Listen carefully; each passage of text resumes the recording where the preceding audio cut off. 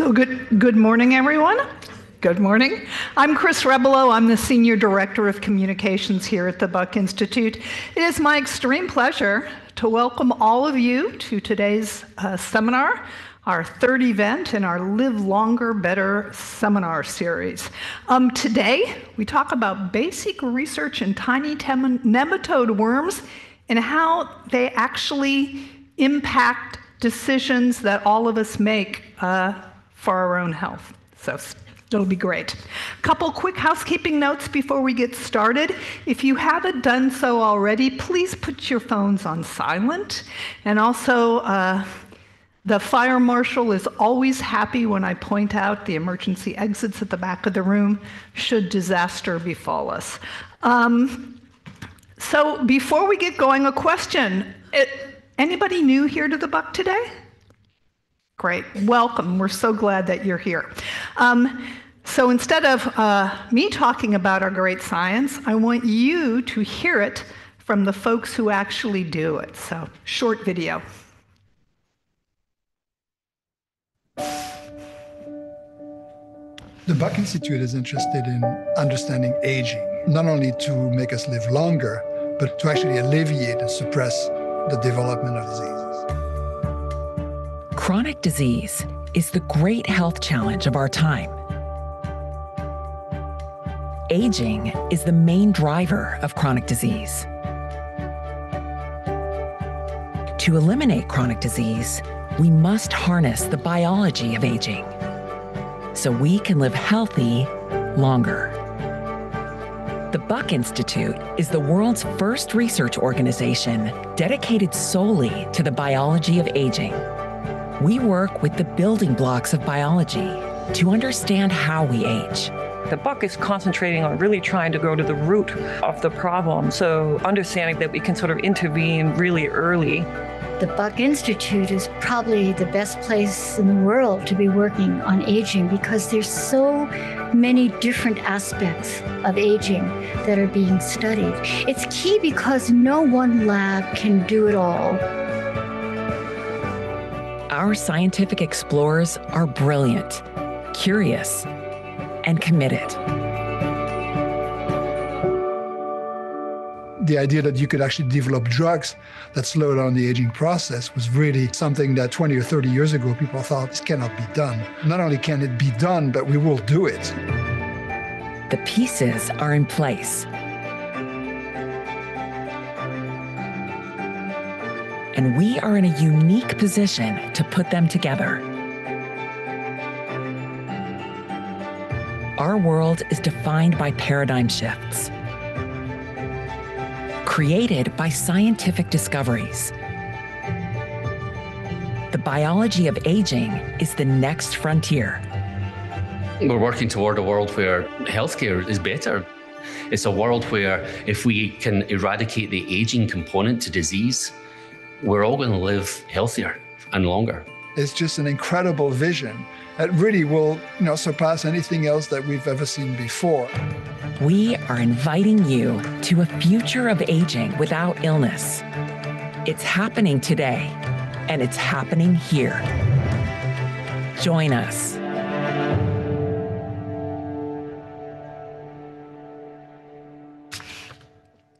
So before I introduce today's speaker, the guy who's going to be in conversation with me, I want to thank our sponsors. They are listed in your program.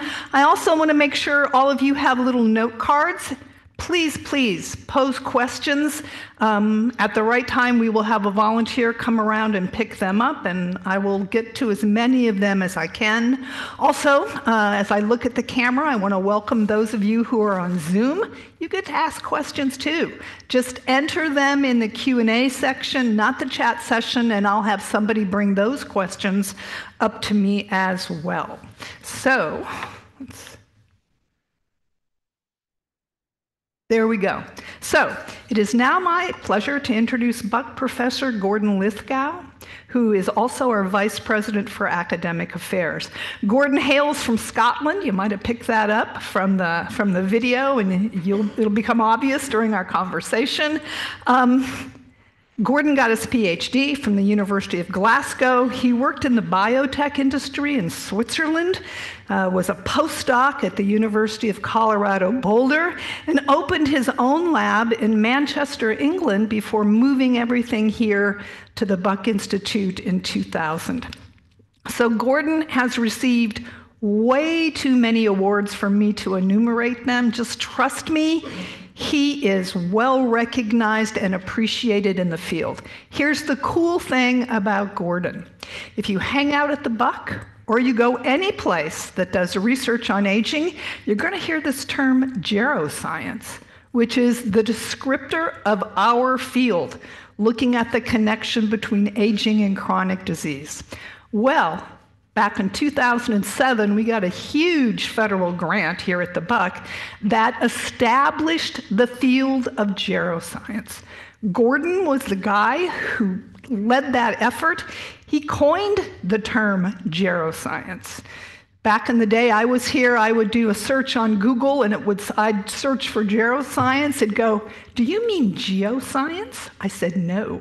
So if you do a search when you go home and do a search for geroscience, it's amazing. There are journals, there are positions at universities, there are programs. Geroscience literally has exploded. I mean, it's at the NIH. Thank Gordon for that. He's the guy that did it. So on that note, Gordon, come on up, let's talk.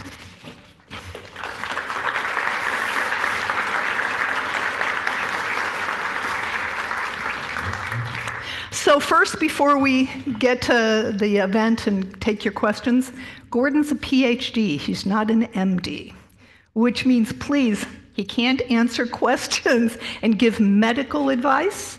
We're probably going to talk about supplements today. Be aware that we can't give medical advice. Anything you hear today, talk to your physician about before you act on anything.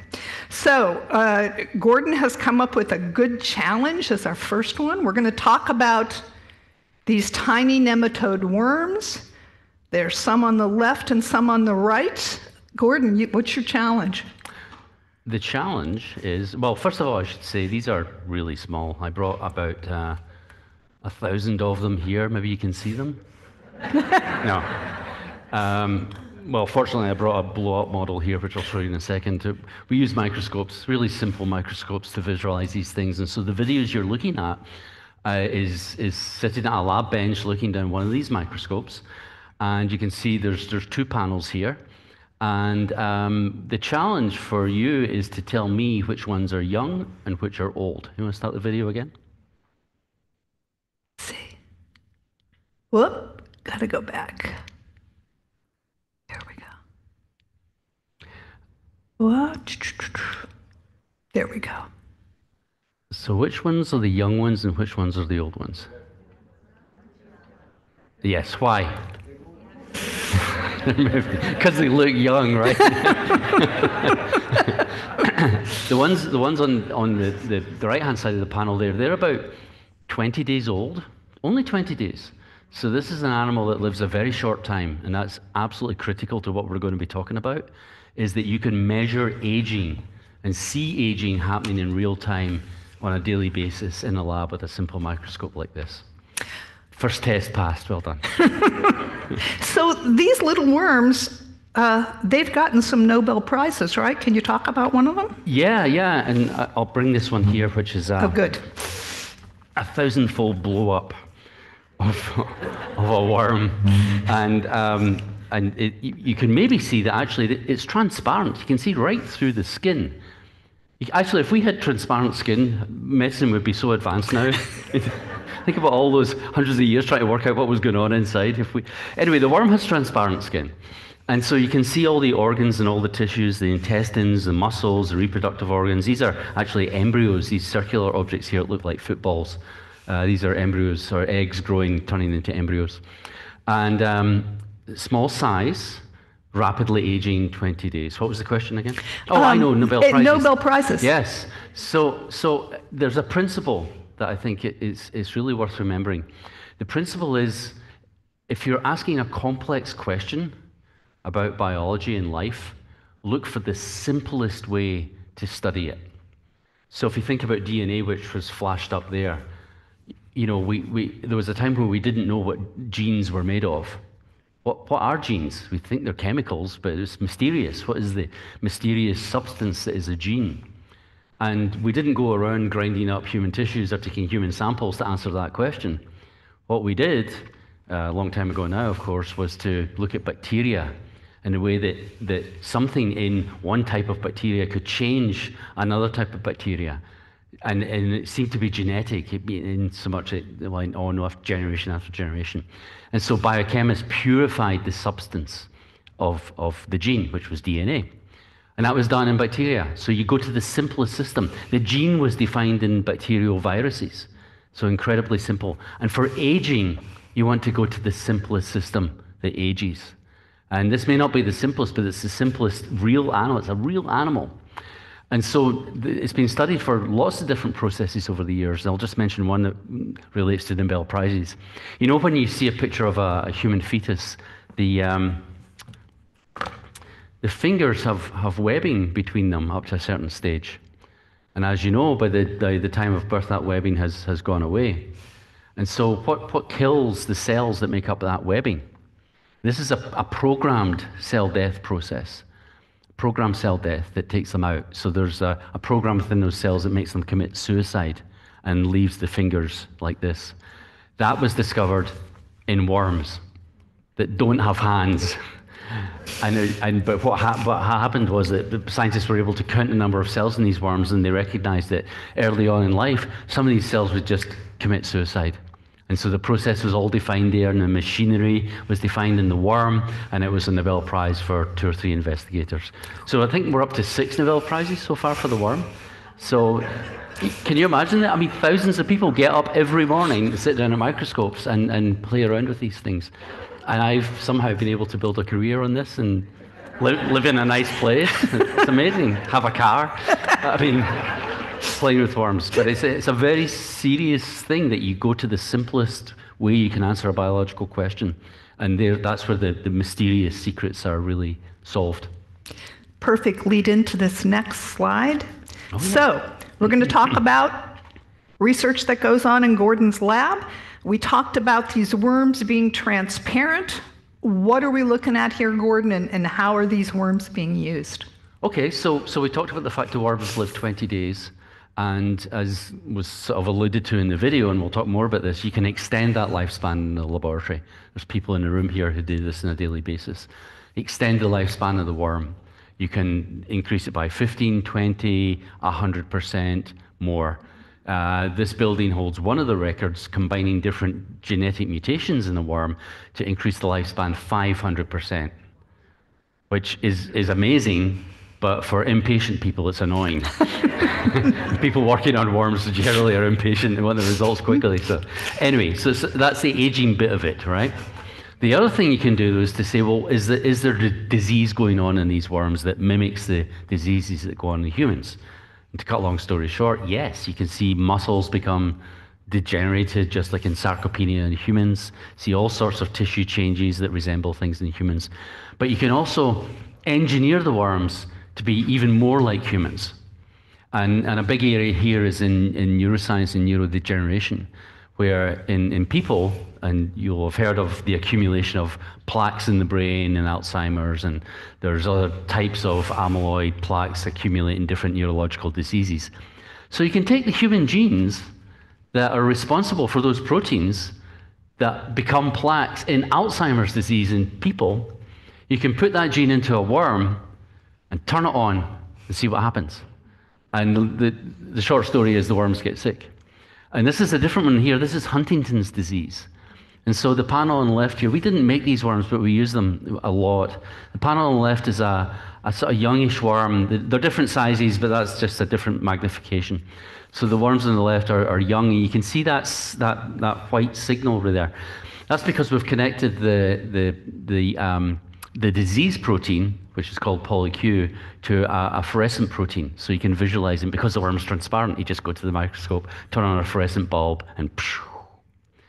After a few days, these worms begin to get sick, and the proteins clump together into what you see on the right, these foci or plaques. And this is what's happening in the human brain in neurological disease.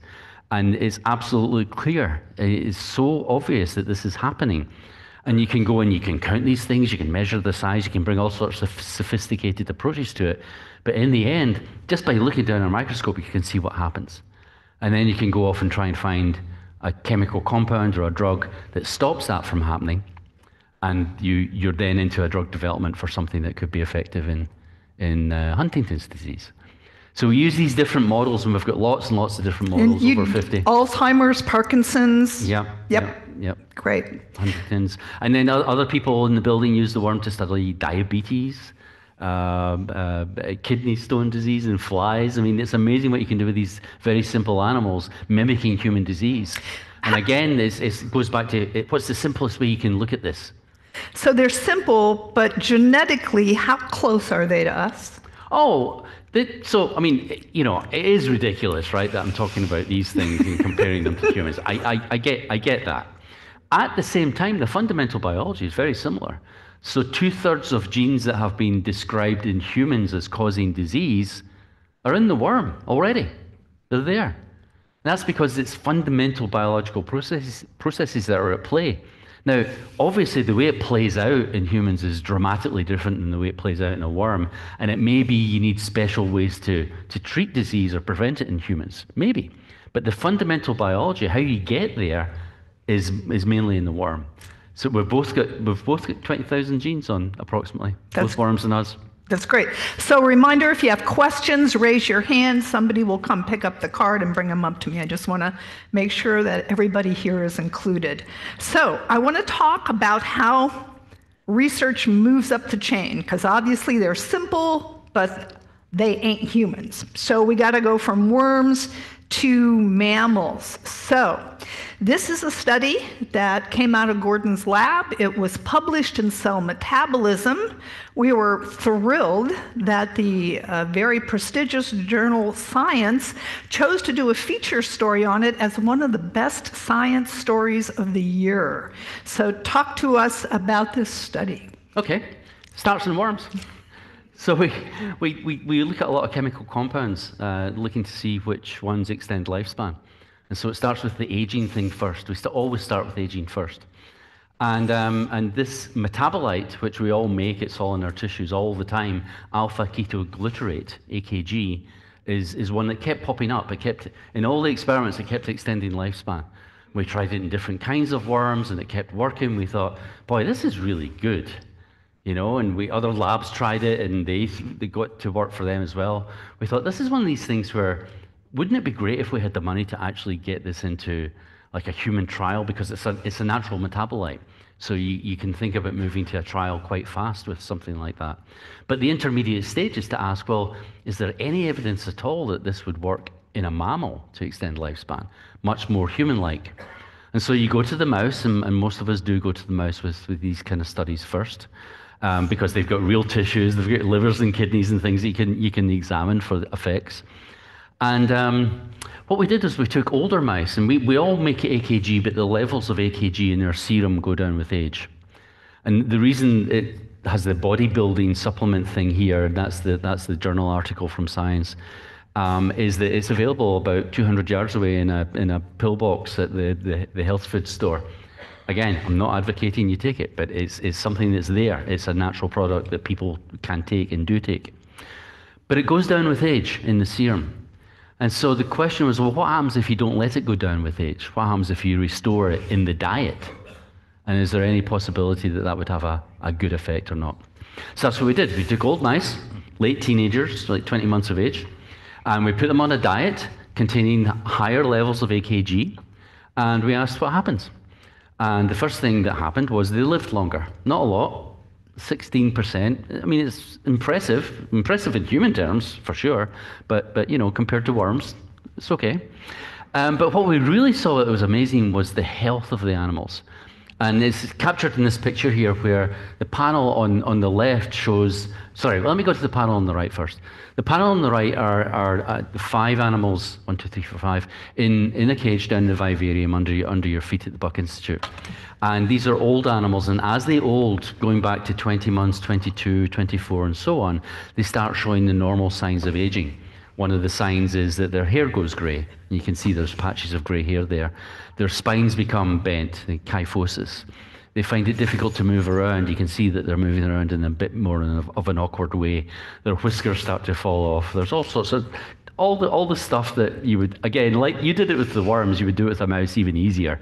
That's a young one, that's an old one. The mice on the left are exactly the same age. And the mice on the left have been fed this diet supplemented with the alpha-ketoglutarate. And so then we did a little bit more sophisticated studies, and we've got an amazing array of equipment at the Buck to really look at this in detail. But we did some simple stuff where we asked technicians to measure responses to different things like blowing hair at their whiskers and all that sort of thing, and the appearance of the animals and the extent of the grey hair and so on. And I'll cut a long story short. What we saw, and I can't explain it to you, is that the animals lived longer, and I said they were healthier, and you can see that they're healthier here, I think. That represents health to a certain degree. But when you measure it, the period in which they are sick at the end of life, the morbid period, was shorter. It was compressed, which was not necessarily expected. I mean, you could imagine you could just stretch everything out, right? You could stretch out, lifespan's longer, but so is the period of illness longer as well. That's not great, thinking about humans.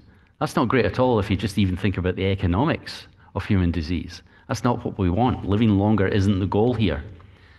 However, they're living longer with a compression of the period that they're sick. And that's the absolute dream result when we're thinking about humans. Now, is it possible that that could translate into humans? I'm not talking about AKG now. I'm just asking, is there any evidence that could happen? Think about centenarians, or at least a subset of the centenarians that certainly are living longer, very special people, extremely special people, some genetic things going on there, other things going on. But for many of them, they're living really pretty healthy up until late life. They're up a 6-foot ladder in their garden, and they're 106 years old, and they're pruning roses, and they're contributing in their local library, and they're doing all sorts of fantastic things, and they're looking after their grandkids and their great-grandkids. Those people have a compression of morbidity, so they're not sick for very long. And so it is possible, and it would be amazing if that was the fate for the vast majority of it. And right now it isn't, and it'd be amazing if it could be. And I think this shows in a lab, in a mammal, that a really simple thing that we did, we just restored this metabolite to its normal levels. Something simple in a lab is showing the same thing that you would want to do to mimic what happens in centenarians. When I talk about this stuff, I cannot believe it. I just get so excited that this happened, and it happened here. And it was really one of the first examples of this in a mammal with a supplement. And I think it says that, as Eric was saying, we can do this and we will do this. So while we're on this slide, let's talk about health span. Yeah. Because we haven't used that word, but we're all about health span. So what are we talking about? We're talking about the fact that you do not want to be going to your doctor. You don't want to be ending up in hospital. You don't want to feel that you're losing the capacity to do normal things in everyday life. And you can make measures of those, and social scientists make all sorts of measures of that. And what you want to do is to just push that out to as late an age as possible. That would be an increase in health span. And that's extremely valuable. But as I said, you don't want that to be then followed by a long period of illness, a sort of maintenance of life, but ill life. So health span is extremely important. It's absolutely what we're all about. But we also want to put it in the context of reducing the period of disease as well. Great. So sometimes the research, are we stuck? There we go. Yes. Sometimes the research goes from worms to mice. Sometimes it goes from mice back to worms. So this is a molecule, also a natural one, right, Gordon? Mm-hmm. That's called MIC.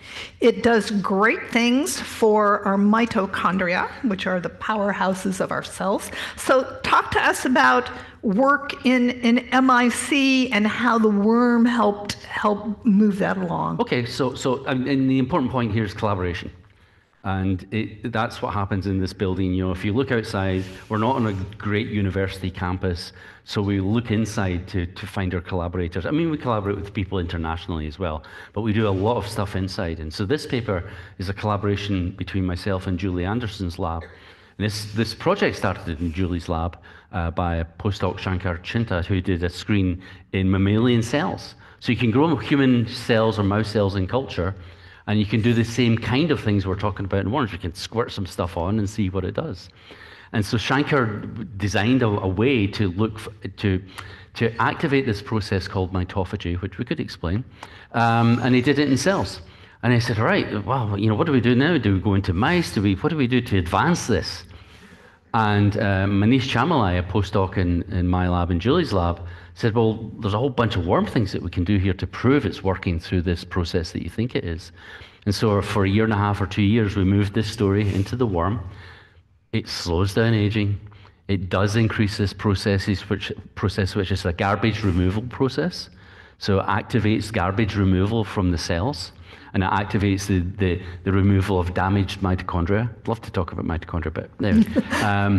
And it benefits all these neurological disease models in the worm, like those worms that I showed you with the protein aggregates forming. That's the kind of model you'd use, and you see benefits there. And so this was a lovely paper from Manish, who led this study, published in Nature Aging, which we're delighted about, big journal in aging biology. And again, because it's a natural product, it's the kind of thing where you think, well, we can stop here. We've got our nice paper. I can stick it on my CV. My boss is going to be pretty happy. But what else can we do? And in this case, we talked to investors about forming a company called Symbiont. And I'm not going to talk about the company, but there's no product. I'm not selling anything here. But it shows you one way in which you advance basic discoveries coming out of worms and flies and mice into things that will be proper drug development programs that you hope will then attract the interest of big pharma, who would then take this into the really big clinical trials. But small companies can undertake small human clinical trials, and that's the objective here, is to do some more preliminary data, do some more studies in mice and human cells, and then move it into humans in a rapid way. Now, this is the kind of thing, there's at least one big pharma person here I see in the audience. This is the kind of thing, it takes a long time. But it seems like, at least within the aging context, things are moving fast. And you can really move fast from a simple discovery in the worm to getting preliminary data in humans. That's amazing. I never thought I'd see that in my lifetime. And this is one example, but hopefully we'll go that route. That's great. To get folks excited about this study, like I am, talk a little bit about mitophagy and mitochondria. And if this works, if it moves up the chain, right, into humans, how important are mitochondria? What might this do for us? Yeah, okay. So you've heard the word mitochondria. You maybe have heard that it's the powerhouse of the cell. That's great, but what's great about doing sort of basic biology is it gives you the chance to really go back and ask fundamental questions. And when you're talking about mitochondria, you start talking about the origins of life, because that's where it really all began. So life is as much about energy as it is about anything else. And when we talk about DNA and we talk about replication and so on, great, that's part of it. But at the beginning of life, it was the creation of energy, chemical energy, that was really what it was all about. And we're talking about, mud pools and chemicals linking together and creating chains that moved electrons along those chains, and then that evolving into a system that then would build the molecules that allowed you to build the DNA and get to something that looks like a cell. So you're going way, way back. So this is as fundamental biology as you could imagine, going back to the beginning of life. And the mitochondria at some point became enclosed in this larger membrane, which is what we would now think of as a normal cell, a eukaryotic cell. And so we all have thousands of mitochondria. They're incredibly powerful. I can't remember the statistic. I think in humans, there's enough surface area in mitochondria to cover about 4 to 6 football fields. And the electrical power that's created is equivalent to a lightning strike every single millimeter along that chain. It's unbelievable, the electrical power that's actually created by mitochondria. And if you want to access that, just stick your fingers in a socket and you'll see what it does to your biology. So this MIC compound could make them happier and healthier. What happens is that because they're involved in these very high energetic processes, they become damaged. The molecules become damaged, and especially in the brain, where we're using a lot of oxygen, and that's the starting point for a lot of this, is that the molecules get damaged by the oxygen. And so you need to either do something about this. If you want to live for 20 days, you need to repair your mitochondria or get rid of them. If you want to live for 80 years, you definitely want to do that. So what we have are systems in place that essentially suck those mitochondria and break them down, the bad ones.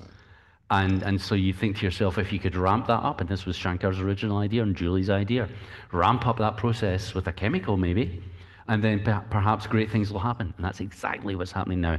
So this is definitely working in laboratory animals. And as I say, that's why we formed a company, to see if it's going to work in humans. Great. So, next paper I want to talk about was one that was out recently in Geroscience. And this was in the worms. And we're going to go back to that wonderful word, geroscience. This paper supports the geroscience hypothesis. It's not so much a hypothesis anymore, the connection between aging and chronic diseases. So what are we talking about here? Oh, so I mentioned the fact in Alzheimer's you see these clumping of specific proteins. And so we've been doing a lot of work in the worm over the years and asking, is there something special about these human proteins that cause disease? And of course they're special because they cause catastrophic disease, or they're very much involved in disease. But we asked biochemically, are they unique somehow? Are they amazingly different than all the other proteins that are in our cells? And so we went back to the worm, and we purified proteins from the worms, from all the tissues, and we asked whether during aging, do you see this clumping happening, this aggregation of damaged proteins, just like mitochondria was talking about, the proteins themselves are becoming damaged. And it turns out that during the 20 days that the worm lives, that this process is going on for hundreds, maybe thousands of proteins. So the Alzheimer's proteins are not special in that way. The Parkinson's proteins are not special in that way, biochemically. Thousands of proteins are doing the same thing. And this is normal aging. This is in the absence of disease. And so we thought, well, that's weird. So why don't they cause disease? And so then we started taking individual proteins and lowering their levels. There's great tools in biology. You can ask any question in biology in a worm. It's amazing. So you can lower the levels of any individual protein in the worm. And when we did that with these proteins, the worms lived longer. So they were causing disease. The disease they were causing was aging. So what we think is going on, the aggregation of these thousands of proteins is actually a major part of the aging process itself. And so then you think, well, okay, let's go back to Alzheimer's. What's the connection here between this and Alzheimer's disease? They're biochemically behaving the same. And we're just imagining in the brain during a normal aging brain that this clumping is happening to all these other proteins. Does the Alzheimer protein get dragged into this? Or is the Alzheimer protein maybe driving this to a certain extent? And this paper, and Eddie Anderton and Manish Chamala and Deepa Bhowmak led this study where they took worms and they turned on the human Alzheimer's gene in the worm, so all the cells were making Alzheimer's, well, actually just the muscle and the neurons, different experiments. They turned the human Alzheimer's protein on, called A-beta, and they then looked at this normal aging process, this normal protein aggregation. And what they saw is, I think, pretty remarkable. They saw instantly in young animals, in very young animals, they essentially saw this characteristic of very old animals, this clumping of the proteins. So just turning the Alzheimer's protein on was enough to turn a young animal into an old animal. And it made them sick as well. So this paper really is the biochemistry, and Birgit Schilling, a phenomenal collaborator here, who does the hardcore protein chemistry, was actually able to tell us what the proteins were that are in this whole process we're talking about. And so it's still fuzzy, right? We're still working on this. We've got another paper we're trying to put together, but it's still fuzzy. But it seems like it's just simply a deep, fundamental molecular connection between a disease, which we put a circle around it. Oh, there's Alzheimer's disease, and here's how it's diagnosed, and it presents in this way. And these proteins are involved in Alzheimer's, and these proteins are involved in some other neurological disease. All true. But if fundamentally aging is at the bottom of all of that, then you would expect to be able to find what we're seeing here, which is connections between normal aging and the disease state. And that, I think, is what's happening all over the building, is that people are making these connections and showing that this idea of geroscience is real. I know I'm talking too much here. I'm sorry. But final comment. The importance of that is that we spend billions and billions and billions of dollars trying to treat chronic disease and prevent chronic disease, and it's all money well spent. But a lot of that money is spent dealing with symptoms, and a lot of the money is spent dealing with events that happen after what the initial events are. What are the initial events? We need to go to the initial events, like people did 100 years ago in thinking about infectious disease. What causes the disease in the first place? What geroscience says is aging causes disease. Understand aging, and you understand the root cause of all these conditions. And if you attack aging with a drug program, and you prevent aging processes, you're going to have effects on multiple different disease states. Sorry, I'll shut down. So I know we talked about, for this event, talking about some things that you might be taking as far as your health regimen, and you have done a lot of research in your lab on these things. Let's talk about vitamin D, because that was a very big deal when your vitamin D paper published. Yeah, sure. It's a little while ago now, but we're following up on it. Vitamin D popped up again as something that extended lifespan. And it prevented the Alzheimer's worms from developing the disease of Alzheimer's in the worms. And we thought, vitamin D? I mean, how many studies are published in vitamin D? Thousands and thousands. We're not going to learn anything in the worm. It's already known you need to look after your vitamin D levels in humans. It's already measured, and many of you probably get your vitamin D levels checked. Many of you probably take supplements. We know that vitamin D levels go down in our serum, the active forms, with age as well. So it's an aging thing that we need to think about. In my home country of Scotland, where there's no sunlight and there's probably no food with vitamin D in it either, this is a serious thing, and it's a serious thing in many places. It's also an easy fix with supplementation. Now, so why would we be interested in worms at all? The question was, when we all looked at the human data, you go, elevated risk for cancer if you've got low vitamin D. Elevated risk for neurological disease if you've got low vitamin D. The cancer and neurological disease are studied in different buildings in universities. They're studied by different people with different training. They're funded by different institutes at the NIH. They're in complete silos in terms of their biology. But it's a common risk. Low vitamin D is a common risk for these things, and also diabetes, and you can add a few others onto that as well. And we know in children, if you have low vitamin D, it's rickets. But in adults, it's not known. And the mechanism in children is calcium. And so we thought, can we learn anything here in the worm that could explain this? And the take-home message was that vitamin D was extending lifespan in the worm, and deficiency in vitamin D shortens lifespan. And so we thought, maybe this is really a sort of aging mechanism here we're tapping into by accident. And that vitamin D really is an anti-aging component here. And that if you're deficient, what's happening is that you're accelerating aging processes. And that's why it's multiple disease states that you're at risk for.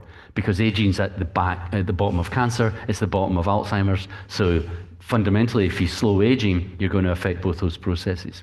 So again, just going back and forth, we talked to clinicians, and they were like, whoa, I'm not exaggerating, they said, this is a paradigm shift, because we don't understand what's going on in humans in terms of these different disease states and why. And here you're saying it's really aging that you're altering when you've got proper vitamin D levels. So that was exciting to hear somebody who works with humans think our worm data was cool. And then we went on and did detailed stuff, and we found molecular pathways it works through, and there was a lot of novel stuff in there about vitamin D that we didn't know that we can now apply to humans. But the big story was really, and there are many, many clinical trials on vitamin D, including trials in older people as well, and it's, again, all great stuff.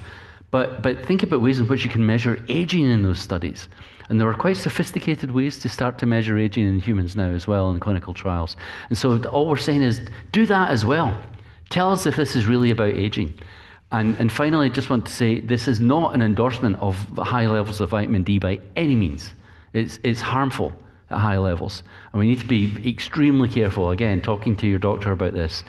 We need to be extremely careful. And Julie's got unpublished data that says that vitamin D in mice that are susceptible to Alzheimer's actually induces diabetes. So we need to be super cautious and think about the individual and the individual's needs in terms of things like supplementation.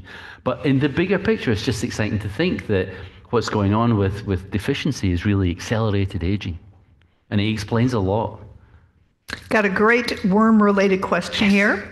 Can you talk about how you measure cognitive decline in worms and mice? Surely you can't tell how the worms have become forgetful. I think I said already we can do anything. So this is brilliant. This is not our work, but lots of brilliant people over the years have worked out ways to look at these kind of issues. So, for example, in mice, there's all sorts of tests for memory, and there's one on the wall outside. When you leave, there's a panel of colored circles. And those are circles made by mice swimming around in a tank, a water tank. It's called the Morris water maze. Mice hate being in water, and they want to get out of the water. And so we give them a platform to get out of the water. It's probably about this size, actually. And they'll find it. My microphone's falling off. They'll find the platform eventually. And if you take the mouse out and you bring it in the next day, and over the days, it gets much better at remembering where the platform is. It'll go straight to that platform instead of wandering around. And you can see that in that panel out there. That's just one way to do it in mice. In worms, you've heard of Pavlov's dogs. Association. That's how we do it in worms. We associate food or good things, nice things that worms are attracted to, with the behavior, and the behavior is moving toward it. So you get one of these plates, and you can put like a noxious chemical, a foul smelling tasting chemical on this side, and a nice tasting chemical on that side, or bacteria. And you put the worms down, eventually they'll wander around, and they find the bacteria, or they find the good stuff. You take them out and you put them back, and just like the mice, they're able to find it faster second time around. So they do learn. So it's a learning paradigm, associated learning. And during aging, that begins to fail. So we can do it. Now, I'm not saying that's the same as cognition and higher level cognition in humans and all the complications that we think about there. Of course it's not. But it's a chance to get into some basic biology between the relationship between aging and neuronal function. The worm has, I'm meant to say this, the worm has approximately 1,000 cells, 302 neurons. We've got trillions in our brains. 302 is enough for associative memory. It's enough for sexual behaviors. It's enough to sense their environment. 302 neurons do an awful lot. It's absolutely incredible. It's a whole field with thousands of scientists working on it. Cool. So there's another question. Folks want to know what turns on the Alzheimer's gene. So when you put the Alzheimer's gene in the worm, and this person is certain, does it involve viruses, bacteria? How do you get it going? Right. So there's many ways to do this, and CRISPR is one of these new technologies that allows you to do all sorts of sophisticated things. This one goes back 2 decades actually, and it's a complicated way, but basically where the gene is kind of turned on and it makes an mRNA, which is I've heard of mRNA from vaccines, which is the molecule that goes from the DNA out into the cell, and there's a way to turn that off and on so that the mRNA disappears, is broken down. And so it's a genetic trick, essentially, where you stop the mRNA, it makes the protein from being broken down. Suddenly the protein appears. And so it's a little temperature shift. Got it. Involved. Next question. Does aging in one tissue, like a neuron, cause aging in other tissues, such as muscle? Yeah, it's a great question. I just got back from a conference, the American Aging Association, 500 people. Used to be like 50 or something, not that long ago. And this is a huge field of inquiry for a lot of young scientists coming into the field, which is, we know that if you exercise muscles, there appears to be cognitive improvements. And of course, I know that human studies are difficult, and I'm not saying there aren't caveats to all of that, but that seems to be the case. And it seems to be the case in mice as well. So then you say, well, what are the factors? Are there factors? Are there blood-borne factors? Are there some factors that actually transmit signals about the state of one tissue to another? Beneficial, detrimental? And it's clear that the tissues are talking to each other. Now, there's certain examples. If you look at what genes are turned on, you can definitely see different rates of aging for different tissues under certain times. But when you come in and manipulate aging in one tissue, it's having effects on others. And it's a big race to discover the molecules that are involved. Cool. So this question is I'm going to use it for a two-parter because it's great. What's the story with C. elegans and resveratrol? And there's a thing, the reproducibility crisis. Oh! So... okay, we've got another 2 hours, right? Yes. So first talk about, I guess, the program that you're involved in that really tackles that reproducible. Yes. Because resveratrol's been all over the place, right? So yes. Yes, it has. So in the big context here is that the aging is tough, it's complex, and it's difficult to go from lab to lab and get exactly the same results. This is true for other things as well. It's not just aging, but aging seems particularly challenged in this way. And so certain drugs that we were actually one of the first, in 2000, we published this amazing paper in Science saying these drugs extend lifespan. And 2 other labs could not reproduce that data. It was shocking. It was really shocking. And, we talked to each other and we exchanged protocols and we just couldn't get it to work. Anyway, since then, we have been able to get things to work and reproduce in different labs. And David and Mustafa, would you mind standing up for a second? Ooh. These two gentlemen are part of a collaborative program with the University of Oregon and Rutgers University, who have been studying this for 10 years. How do you actually reproduce results from one laboratory, one university to another? Because there's no point in us going to a clinician and saying, look at this amazing drug, if actually the data is a bit of a mess in the literature. And to be honest, to the likeness to resveratrol, it's not that great in worms. There's great work going on in resveratrol. Chances are it extends lifespan in non-human primates as well, maybe, There's encouraging stuff going on. I'm biased here. I'm very biased because I work on worms. I think the effects are very small. And I think we should be working on things that have much larger effects.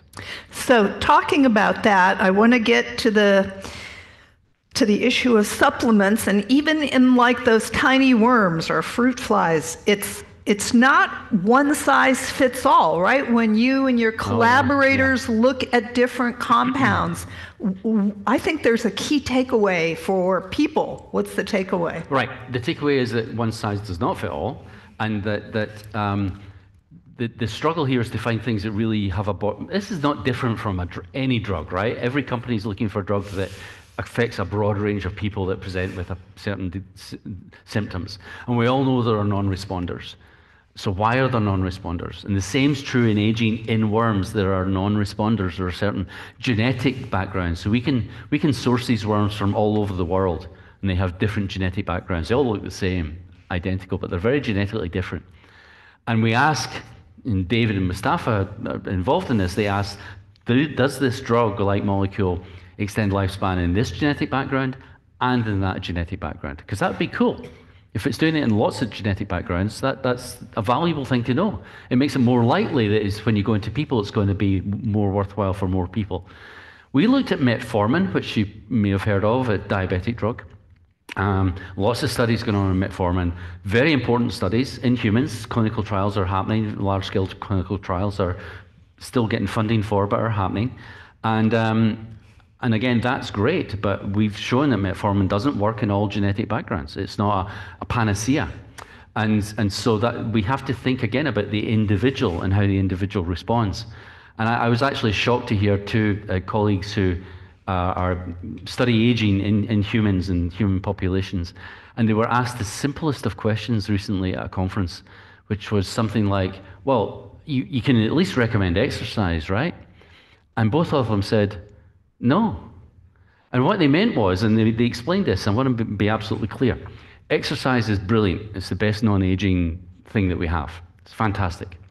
But for the individual, when a doctor is looking at you and saying, I recommend exercise to you, that's a decision about you as an individual.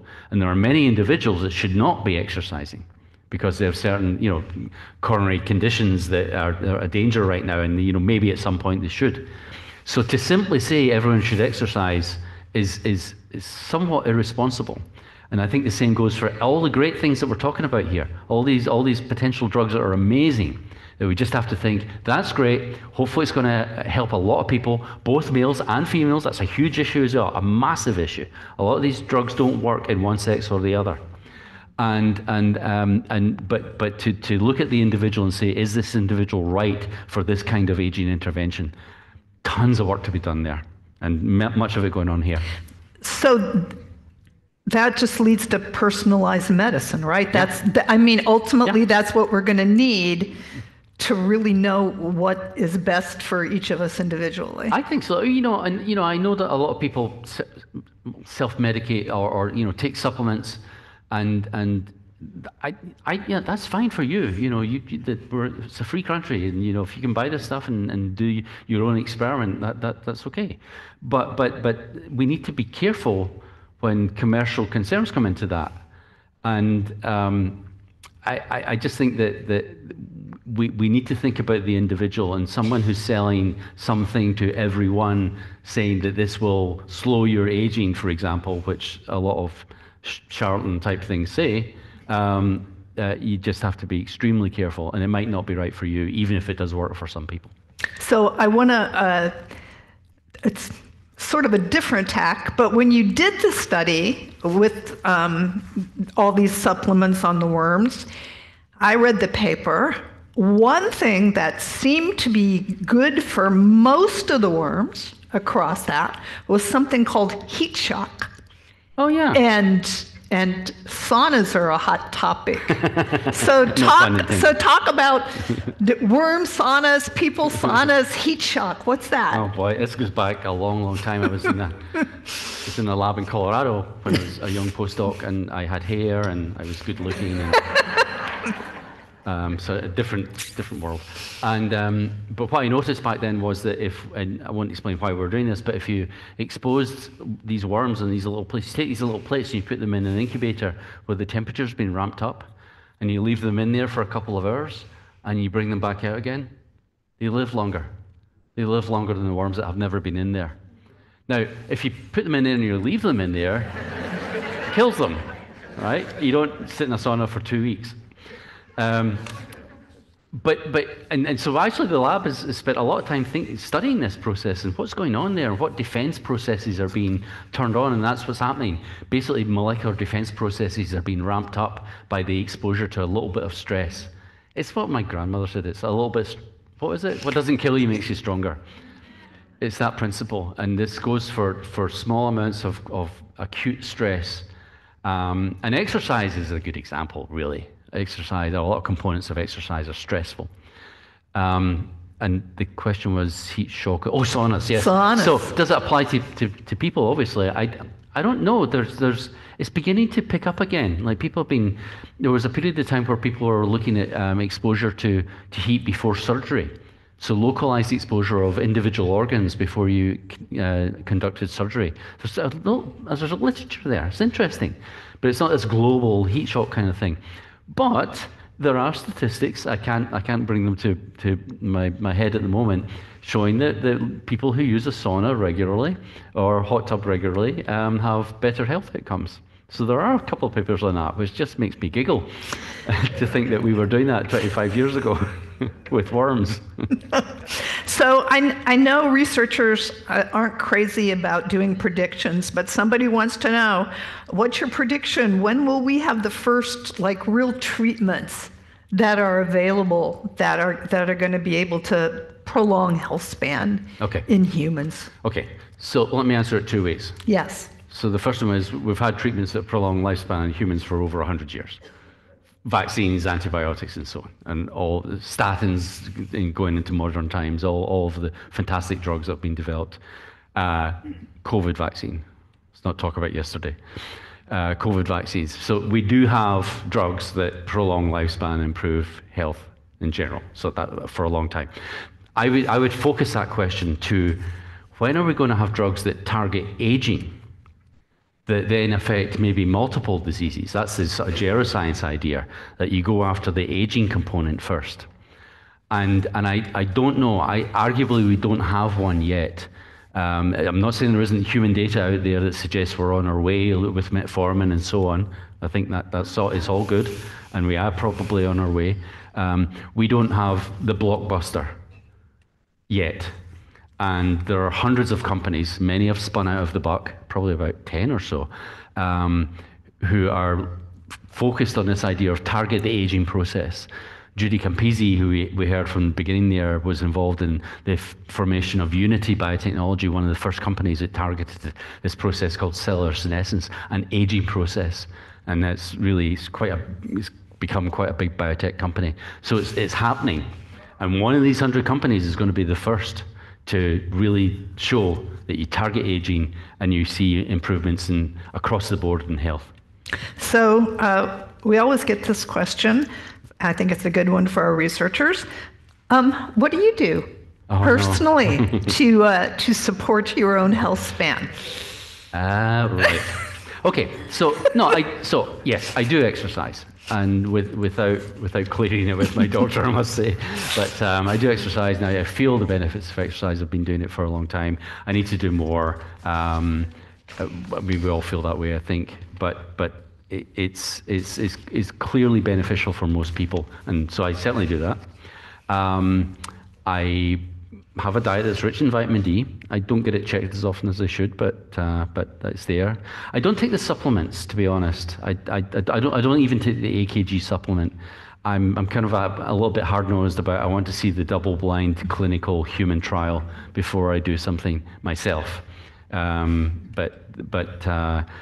Again, not to say there's not good stuff there for sure. So I try and eat well, try and do things in moderation, including moderation. Great. So we're almost at the noon hour. I'm going to flip. I knew Gordon would get great questions. So he had all this he was going to talk about Edward G. Robinson. How cool is that, huh? But you can ask him afterwards. So thank you, Gordon. Pleasure. For being available today.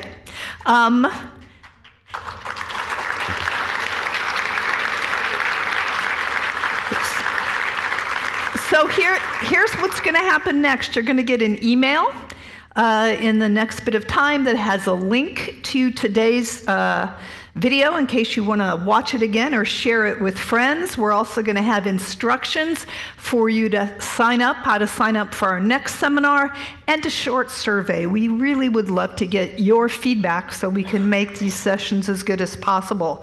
Our next session will focus on neurodegeneration, so keep an eye out for that. If you're new to the Buck, please sign up for a public tour. Come. You can see here, Gordon mentioned double-blind clinical trials. They're starting to happen here at the Buck. And there's a QR code. There's a QR code out in the lobby in front of our clinical research center. You can go to our website and you can sign up to get information and perhaps be involved in some of our clinical trials. And there will be a seminar, I think it's in September or October, that's going to focus a lot on the clinical trials that are happening here at the Buck. So that's happening. If you want to hear more from Gordon, here's his voice again. I encourage you to take advantage, take a listen to our podcast. We're not getting any younger yet. So Gordon is the host of that. He gets to interview people from around the world who are active in the space. That's another reason why he's so well informed, because he keeps in touch with people and talks to them. So check out the podcast. And then and here's a roster of our upcoming community seminars. Also, I would be remiss if I did not encourage you to please consider becoming a donor to the Buck. Philanthropy makes a huge difference here. Philanthropy allows us to start small projects that really oftentimes grow into big ones. So your support really does matter. So once again, thanks for coming. I'll be here in July for our next community seminar. I sure hope you will be here as well. Thanks for coming. Thanks, Chris. Thank you.